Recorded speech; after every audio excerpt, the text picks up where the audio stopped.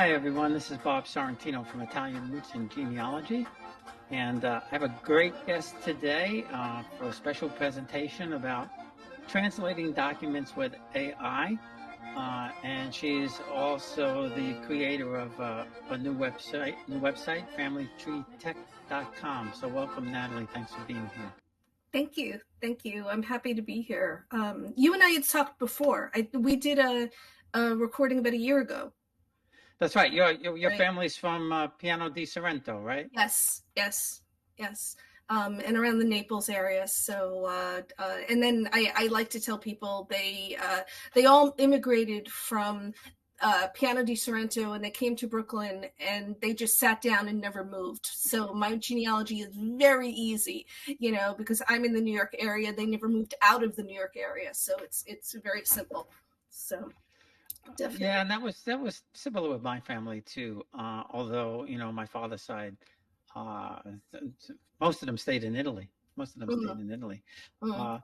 So what's going to be really neat today for everybody listening live or catch us on the replay, um, I sent Natalie four samplers of documents that I had. Some are printed.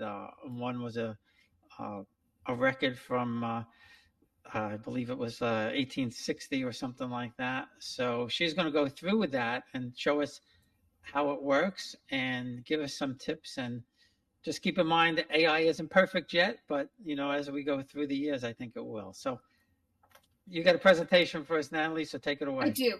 I do. First of all, hello, everybody. I'm Natalie, and I'm from Family Tree Tech. I've been a genealogist for about 12 years now, and I've been in the tech industry as a manager for about 25. So when I came into genealogy after a background in tech, I was really excited because there are so many types of programs and codes and websites and all of this stuff that can help us in our genealogy. And I think I went to Roots Tech for the first time in 2016, I think.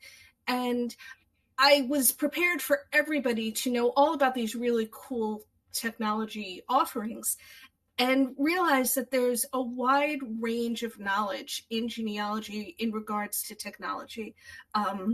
We have people on one end of the spectrum who are just about comfortable being on Facebook and talking in groups. And then we have the other end of the spectrum where we've got people splicing up their DNA, and they've got all kinds of charts and tables and special programs. And what I wanted to do is to bring together a body of information for people who may not be as technical, but who just, it would be helpful for them to know specific things at specific times. One of the things, Bob, that we were talking about before we went live is that I see on your Facebook page almost every day someone is posting something and saying, hey, I need to have this document translated, or I don't know what this word means, or can anybody read this handwriting? And I always wanted to say, well, AI can help you with that. So after thinking it to myself for enough times, I said, well, let's put together a presentation, and I can show you pretty quickly how AI can help you with translation issues. So I'm assuming two things. I'm assuming that you know how to get a digital copy of a photograph of a document, and I'm assuming you know how to upload it to the internet. And I'm assuming those things because I see people post these documents on Facebook. And if you can post a document on Facebook, you can post a document to AI. It's the same thing. You'll have a little bit of an edge up if you know how to use Snagit or the snipping tool that comes with Microsoft Office. It's helpful, but it's not totally needed. You could work around it and work without it. So let's start with, what is AI? At its core, AI is a computer program. That's all it is, just like any other computer program. We're using YouTube to broadcast this video. YouTube is a computer program, and the purpose of it is to record and broadcast videos. Um, if you were doing something in Google Sheets is a spreadsheet program, and it's programmed to handle numbers and tables and rows and columns, and things like that. AI is a special kind of computer program in that it's not programmed to do something specific. It's programmed to learn. And what they do, instead of giving it a specific task and saying, all right, if I push this button, my text is going to be bold or italic or whatever, it gives the programmers give it mass amounts of data, everything from the Bible to newspapers to calculus textbooks to phone books. I mean, just tons and tons and tons of data. And then they sit back and they say, okay, with everything that you have learned, let's see if you can do these tasks. So the task we're going to have AI do is translate, but with the same program, I can ask it to draw me a picture. I can ask it to, I think one of the commercials that's on lately is, can you make me a workout program? Or can you give me an itinerary if I want to travel to Naples? What should I see if I have 2 days, 5 days, 10 days? And the more information that goes into it, the more it learns, the more it can do. That's pretty scary. It is. It very much is. And the thing is, it's learning every day. It's learning from the information that we feed into it. It's learning from just being in the world and just like seeing how the news that goes on. It's in the next year or two, it's going to do some pretty incredible things. The jury is still out whether they're good incredible or bad incredible. So, the top 3 AI programs that you'll probably hear the most about are ChatGPT, Claude, and Gemini. And they usually race for top of the stack. Right now, Claude is they just put out a new version about 2 weeks ago, and it's supposed to have the fastest processing time and the most accurate data. But the word is that ChatGPT is going to have a new version coming in another couple of weeks that will surpass what Claude is doing. And then Gemini will come out on top of that. So it's those 3 are just competing with each other to see who can do the next coolest thing. So I stick with ChatGPT, and the reason I do that is because they give the most value for a free version. Claude, its free version limits you to a certain number of uses per day. So if you have 10 documents you want to translate, it may only let you do 5, and then you have to wait till the next day to do the next 5. Gemini is it's something similar. You're limited in some of what you can do. I like ChatGPT because it didn't give you at this point in time. It's not the latest and greatest, but it's the differences are minuscule, and it has no limits. You can use it all day if you want to, and I've done it. I've sat there and used it for different things for hours. Whoop, that's my last slide. Let me actually open up ChatGPT. Here it is, and we could see what we're working with. So this is ChatGPT. It literally, you just go into your address bar up top, and just like you would type in facebook.com, you type in chatgpt.com. And the screen is really simple. I mean, this is all there is to it. You've got a couple of prompts in the middle. It just gives you suggestions of something you may want to ask it. But the real magic is down here in the text box, because what we're going to do is we're going to ask ChatGPT to do things for us, and it's going to respond to whatever we put in this chat box. So one thing I want to point out, and we were talking about it before, and it's highlighted here, it can make mistakes. It's new. AI in this current format has been around for about a year and a half. So it's still learning. Take some of it with a grain of salt. You have to double check it, but it's a great starting point. It's a great tool. So let's see what we've got. Bob, you sent me a page of a book. Was that your book? No, the one in Italian. The one in Italian. No, that was a book that was given to us in Italy, and it's based on my grandmother's family, her Caracciolo family. Okay. Okay, got it. So actually, you know what I'm going to do? I am going to actually open up the file that you gave me.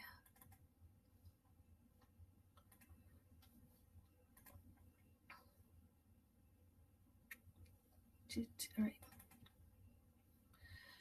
So this is the file that I got from Bob.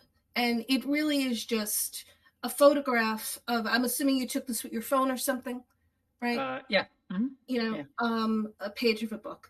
So let me minimize that. So what we're going to do is down here by the text box, you can see that there's this little paper clip, just like for Facebook or just like for any of the, like if you had an email, you want to attach the photo that we're going to be talking about. So I'm going to click on the button, and then I'm going to go and I'm going to attach the file that I just showed you. And then we need to tell ChatGPT what to do. So the great thing about AI is you can talk to it like you're talking to another person. You don't need to know any computer code. You don't need to know any special commands. I like to say please, but that's just me. So I would say, please transcribe and translate the attached document.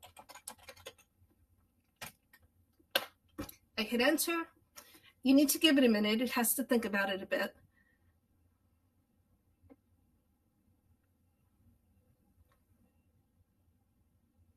Now here we see, first we're going to get the transcription that comes out in this black box. And then underneath it, we're going to get the translation, because that was the order I asked it. I asked it to transcribe and then translate.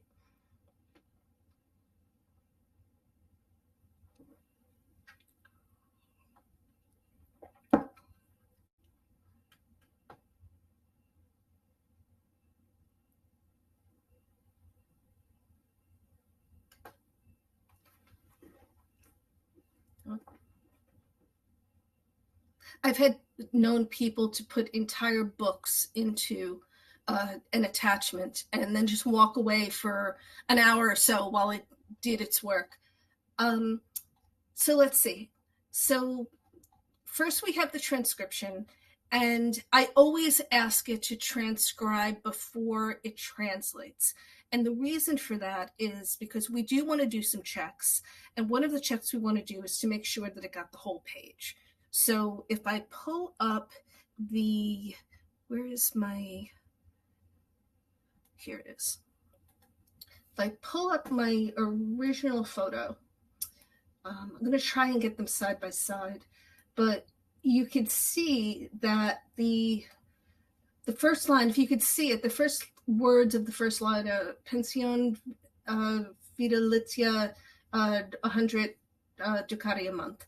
And then you can see here in the transcription, you've got the same words. So you know that it caught it from the beginning of the page, right? Then if I scroll down to the end, the last words are Dianino di, per my Italian is atrocious. Mine too. So you can see the last words there, and then again we want to check the book, and it's the same last words of the book. So we can be pretty confident that it got everything in between. If you want, you can look at the paragraph headings. We've got 1, 2, 3, 4 paragraphs. The book has 4 paragraphs. So we can be pretty confident that we got all of the text on the page. Now, 2 things it didn't do, and I've actually been playing with this this afternoon to try to get it to pick up the footnotes, because it didn't pick up the footnotes. It just gave us the main text of the book itself. It could be partial. Some of these footnotes are cut off. I got it at one point. If I say to it to include the footnotes, it will give me what's on the bottom, but it won't give me the numbers within the page itself. So again, those are some things that it's still working on. I also didn't get this 24. I don't know if this is page 24 or the 24th chapter, but it didn't pick up that either. It just gave me the basic text. So let me scroll down. And here we have it in English. We have a life's pension of 100 ducats a month, which is what we saw up on top in the Italian version. We've got 4 paragraphs. They're talking about Avellino, which they did in the original transcription. We talk about this person's baptismal godmother, and again we end with the of mind and extraordinary, which, if I scroll back up, is the end over here. So that's pretty cool. It is cool, right? Really I was really excited about it. Yeah. So this is typewritten text. It's pretty easy for AI to look at and to understand what's going on. 2 things. I always transcribe before I translate. Transcription and translation are 2 different actions by the AI. So if you transcribe, it's much better when we get into handwriting. It's much better at transcribing than it is translation. So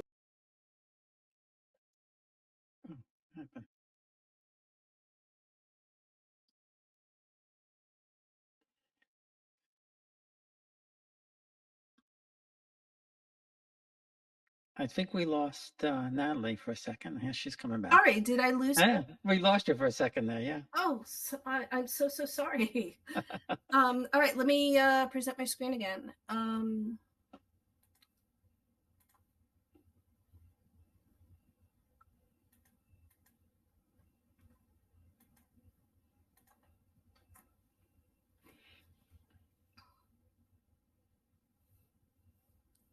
Okay, there we go. Sorry about that. So you want to transcribe first so you can skim and get a feel for whether or not it picked up the words correctly. And it's pretty good at translation. I mean, we've had Google Translate for years. So once it's got the words on the page, the translation part is pretty easy. So something else I always do is I make a copy of this. So I usually use Word. You could use Google Docs, you could use Notepad, you could use whatever you want. But if you go up to the corner of the black screen here, now this is a transcription, you'll see something that says copy code. And if you click that, it makes a copy of everything in this box, so the whole transcription. And then you can, like I said, what I usually do is I open up a Word document. Here. And then I'll just paste it in. And then I'll do the same thing with the translation. Again, copy code is right here. and I'll save it. So I don't have to worry about going back to it later. I'll have everything right there. So now I took a picture, but you could also you could scan the documents in also. Yeah. You can scan them in. Yes, you can. As long as you can get the picture in, that's all that That's matters. all that Any way matters. that you can get a picture on Facebook, you could do this. Um, I'll tell you, I've experimented with different file formats. So we have PDF files, which is usually when you scan something, it comes in as a PDF. JPEGs, PNGs, PNG, and I haven't noticed too much of a difference. It may capture more of the formatting in a PDF. So if you have something with like a table or something like that, you may want to try PDF. But if all you've got is your phone and you're just taking a picture of something, that's okay. The Yeah. object is to get it into the system. So, all right. So that's a book. Nice and easy, all text. Now let's try your certificate. You sent me a certificate where you got an award. I don't remember what it was for. It was just for basically visiting one of the hometowns in Italy, and they like to make you feel good, so they give you a document, uh, saying how wonderful you are you, for I coming there. was I was interested in how AI would capture this for two reasons. One, because it's got all the flowery writing, all the flowers around the Oh yeah, outside. yeah, And two, because you can tell it's behind glass when you took the picture. yeah, yeah, It's yeah. got a bit of sheen to it. So I was like, all right, well, let's see what's going to happen with this. And that's the great thing about AI. What I tell everybody is, if you put something in and it's not quite right, you're not going to blow the world up. You're not going to ruin your computer. Just try, make a change and try it again. So I'm going to click the paperclip again, and I'm going to upload this document. And once again, I'm going to say, please transcribe and translate this file. And let's see what we get.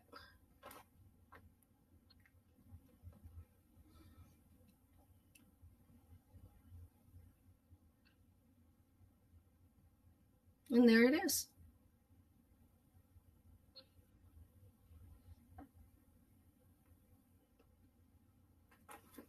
So you have the original, and again, it didn't take the stamp.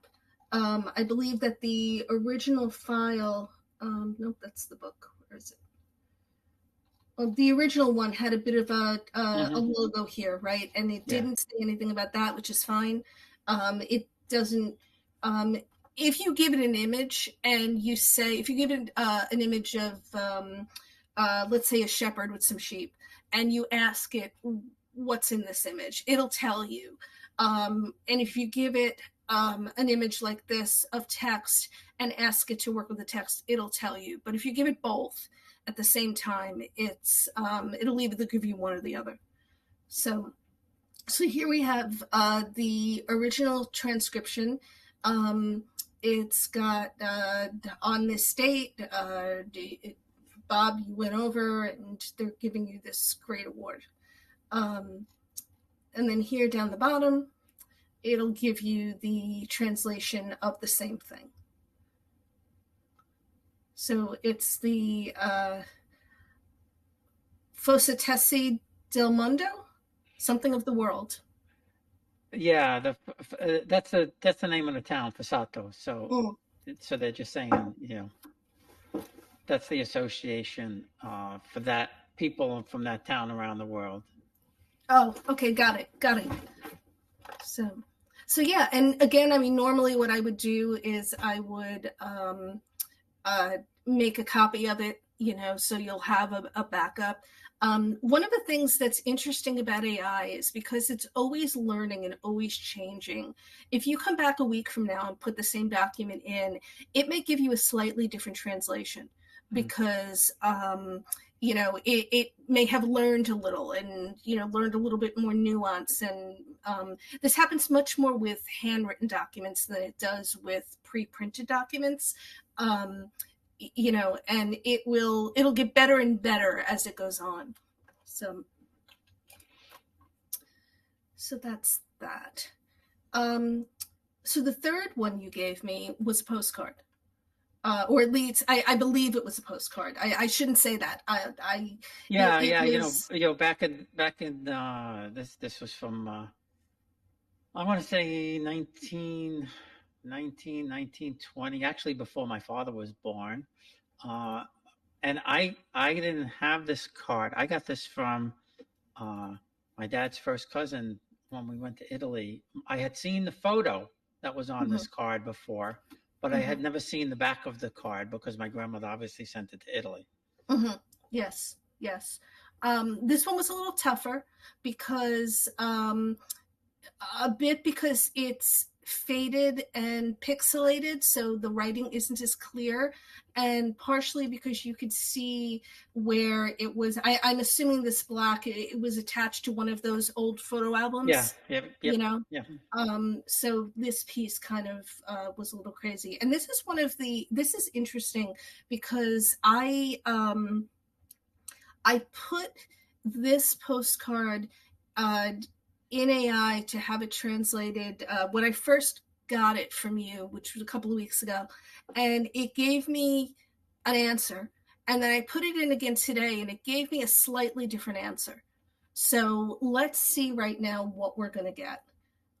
I've attached the document again down the bottom here, and I'm going to say, please transcribe and translate the attached document.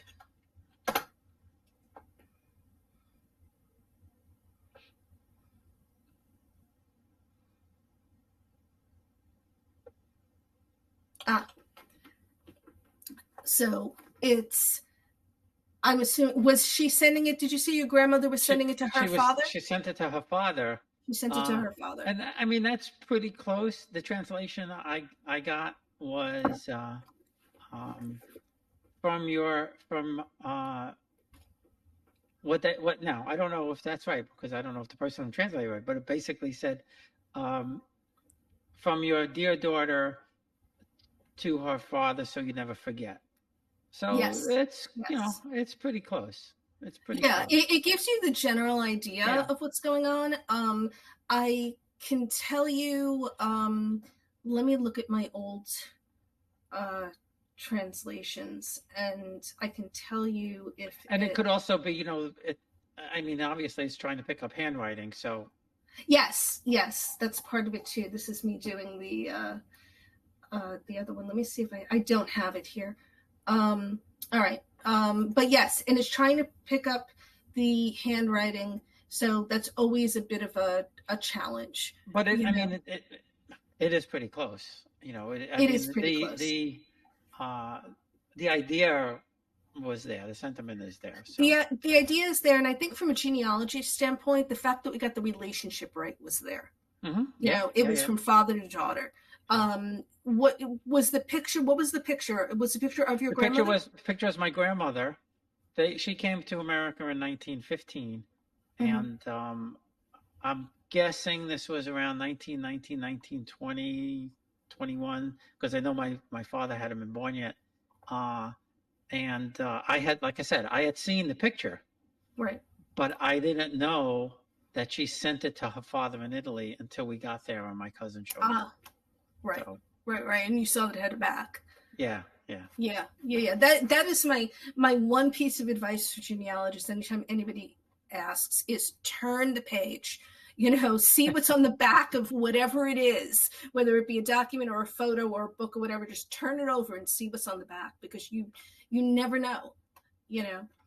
Um, all right, so it did pretty good with that one. The last one is the birth certificate. And this one was tricky. So let me pull up the original birth certificate that you sent. And I think It was tricky. It was tricky because whoever wrote this, well, they write a little bit better than me, but it is, and it's in several parts, right? So and it's in several parts, and that's part of the issue with AI. It's not even so much that the handwriting is small. It's that it's in several parts. So I'm going to first run this through as is without any manipulation at all, and let's see what we get.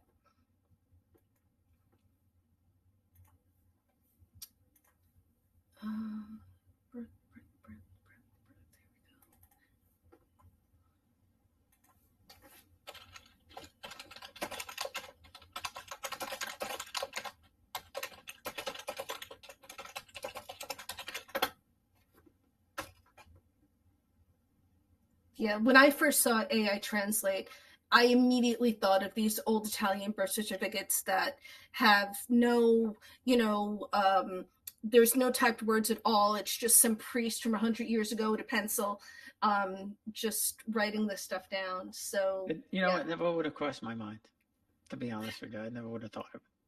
Mm. I've paged through more pages on Family Search of different birth certificates and stuff. It's the first thing I thought of. So this is interesting. If we look up at the top and we start just seeing what it did, we start with presentation of this person. So here's our first line. And if I go back to the original page, you see that what it's translating is this line over here on the right side of the page. It's ignoring what's on the left. It'll start there, and then let's see, how far down does it go? Testimony. All right, so it goes down to the official civil, and then the signatures. So it goes down. I'm trying to see where it ends.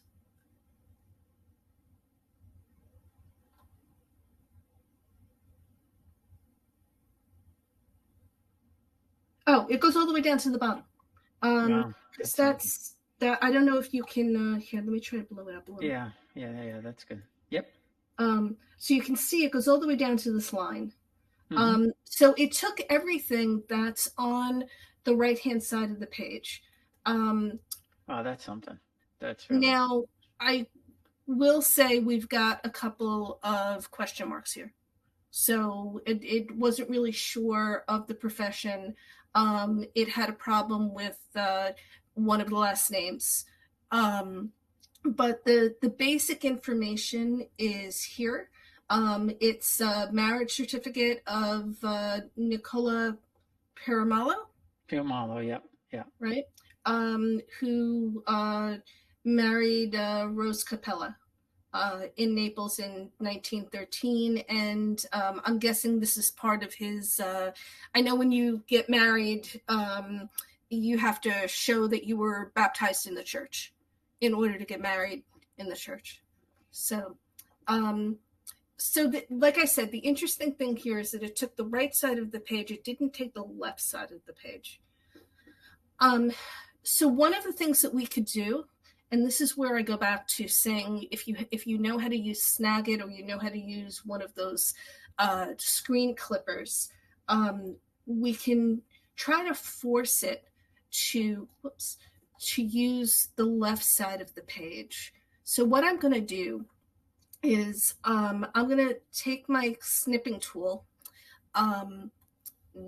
It's actually coming out over here, so let me move it so everybody can see it.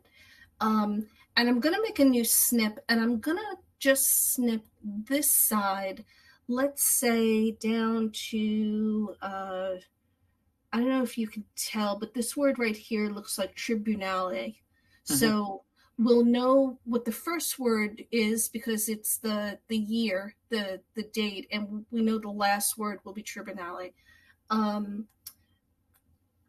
And I'll just save it as a file.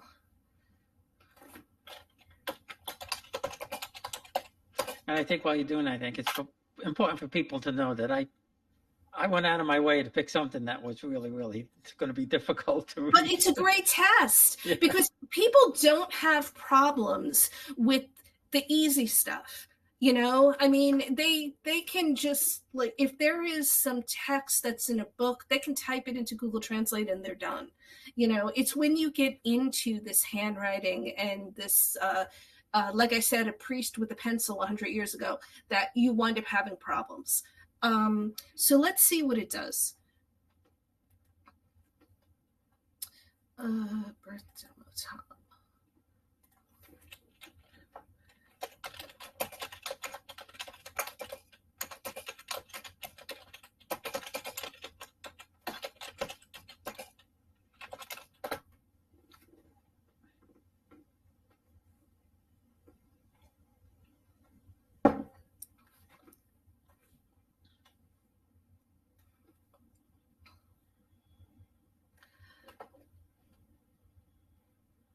So Wow, that's pretty good.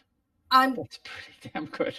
it's, you know, it's the beginning. We have our dates, we have our names, we have it looks like this is the son, so this is the father.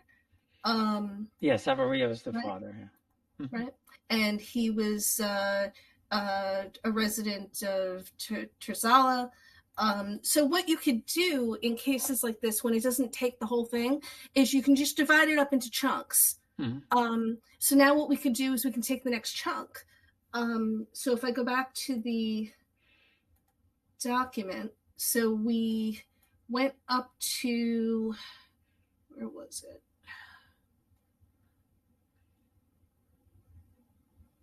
It was the tribunale there, right? Yeah, right there. Yeah. So so I can do it again and take another chunk.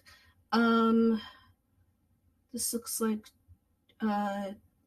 domiciled. That looks like the last word is lived, right? So let's try it again. So I'll do birth demo middle.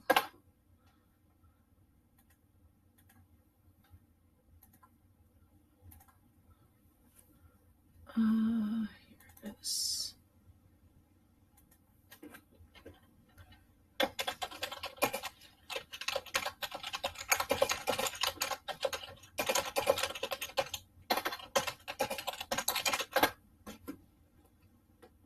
And there have been times when I've gone down as far as just making a screenshot of a single word, you know, because I wanted to blow it up as big as I could.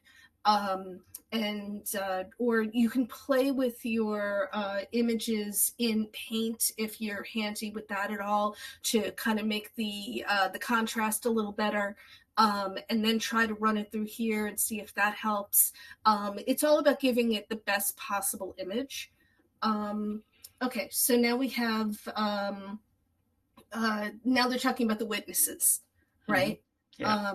So we have the witnesses for the towards the birth, and their names. And you know what I like here is that it did pick up that Don Nicola is deceased, because sometimes they miss the if you have somebody's name and then you have the foo after it, sometimes they'll miss it in the translation, but they've got it right here. So yeah, and then little by little you can just get through that entire thing. This also is good if you, we were talking before about if you have a document that for some reason you have text going in two different directions.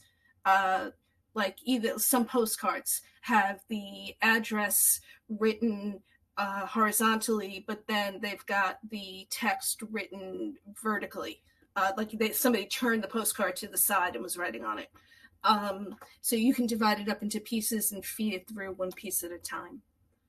So, um, so yeah, so that's what I have with AI. But I was very excited about it when I first saw it, and like I said, when I see people on Facebook, I'm asking about words and how to translate stuff. I'm like, oh, you guys have got to see Let ChatGPT. me tell you, I've given this to people to read, and they didn't come back with as good a translation. Well, So so now you know what to do. and I mean, and one of the interesting things was I didn't know. You see, Maria Luigia Savino. My grandmother was Maria Luigia, so she was named. If I didn't know that, and I didn't know her father was Don Nicholas, so Hmm. um, that's some interesting stuff there that I Yeah. didn't know. And it honestly is no harder than attaching um, something, like attaching a photo to Facebook. It's no harder than that. I Yeah, see. no, you should do a master class on that. This was I never would, honestly, I never would have thought that it could do it. And I kind of figured, once you said, you know, a book or something like that, and that's why I sent you. But I'm really impressed with what it picked up on that document from 1853. I mean, that's pretty damn good. Yeah, yeah, yeah, yeah. And so It's if you have newer, if you have records from where they started using the forms like in the 1880s and things like that, I'm sure, and especially if some of them have really really good handwriting. right, Uh, right. so we had a question from Jeff. So Yes, I see. I actually can see it on my screen. Um, Say you have a photo of a band of about 20 guys. Two appear to be leaders. One of them is your ancestor. You know that he's about 47. Can you pick out the likely candidates? Um, I'm not sure how well it would do because the appears to be leaders is very subjective. What you would need to do is to put in um, a lot of information on what you thought were the leadership qualities. Are the leaders the ones standing up? Are they the ones specifically sitting down? Is everybody saluting but them?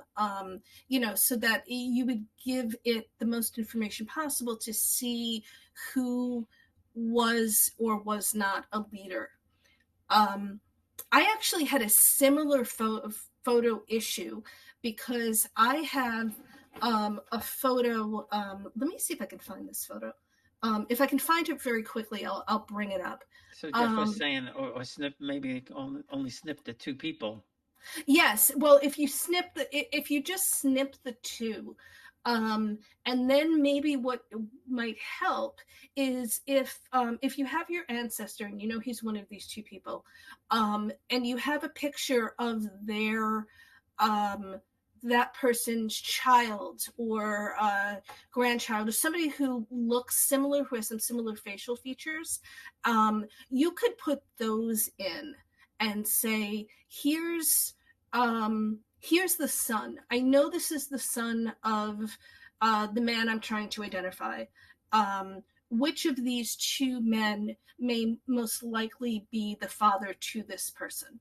That might be one way you can try it. There are specific websites out there that will help you identify photos. I know Maureen Donaldson or Davidson. She's very good on photos and things like that. If you have his son at 60 and you have him at around 47, I would try it. You've got, if you're putting in two people, you've got a 50-50 shot. So if you put them in and see if it can tell you which of the two seem to resemble each other enough. Facial recognition is a completely different ballgame. I can do a whole other talk on how it recognizes faces and it maps the points on your face and the shadows and the Maureen Taylor, yes. Yeah, Hi. and yeah, right. And I Um, was in contact with her, so I'm gonna get her on at some point. Yes. She's I've heard her as a speaker. She's an awesome presenter, and she's identified some photos for me. She does a lot of great work. Um, so I have to plug Steve Little, who's here, who actually taught me just about everything I know about AI. Because I was in his grip class for a week and came out with all this new knowledge and wanted to, go get out there and tell the world. So it's great to have him here. So um, yeah, but getting back to the photo, I actually have I have no idea what my great grandfather looks like on the Irish side of my family, and all I have is I knew that he worked for the town of West New York in New Jersey in the 1800s, and the historian of the town sent me a picture of all of the street cleaners and said, "I believe your great grandfather is one of these men," and there's like 30 men in the photo. Um, and based on when they took the photo and based on the payroll sheets that he sent, we had a good feeling he was in there. But he's one of 30 people, and I had my guesses as to 4 or 5. But one of the things I knew about him from his draft card was that he was missing several fingers. So, and all of these men are standing there holding their brooms. So I asked AI to try to pinpoint for me who in that photo was missing fingers.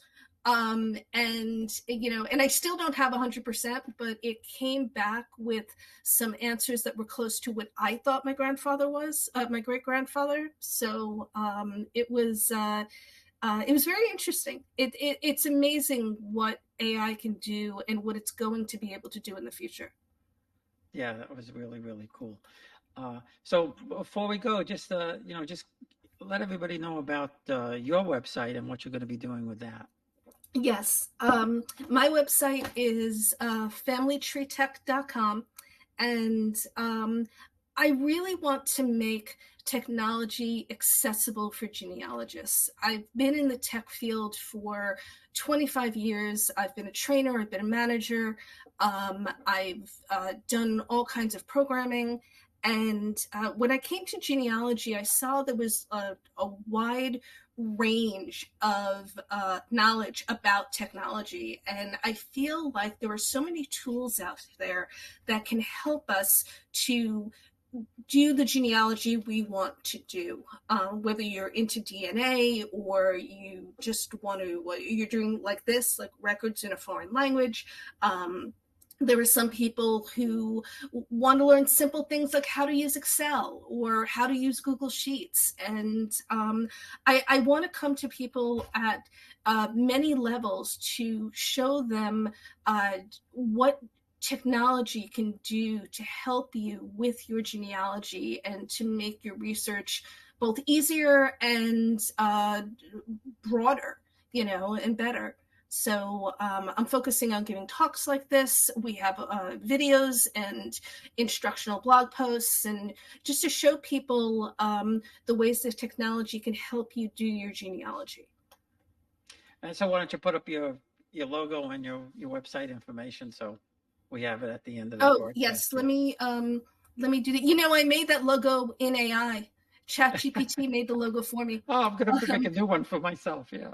Yeah, I mean, I really, here it is. I really just wanted something with a tree and but a little bit of technology, so it's a plugged in tree. And yeah, and then the rest of it was just in PowerPoint. But AI can do some amazing things. Well, So I mean, everything was cool, but I'm totally impressed with that last record, and I think people who are struggling with it, again, it may not be 100%. You could do it now, come back a month later or 2 months later and yes, try it yes. again and see if it reads it a little bit better. But people can't read that, so I'm impressed that I was reading it. Yes, yes. I have a whole host of records of my own that I want to put through, but yes, definitely. Um, So well, you know, Thanks again, Natalie. This has really, really been fantastic. And, I will put it out there so people who couldn't be live can watch the replay. But this is invaluable for anybody who's doing this kind of research, I think. Thank you. I'm glad to be here, and definitely love the Facebook community that you have. And yeah, I definitely think this will help people. Great. All right. We'll talk to you soon.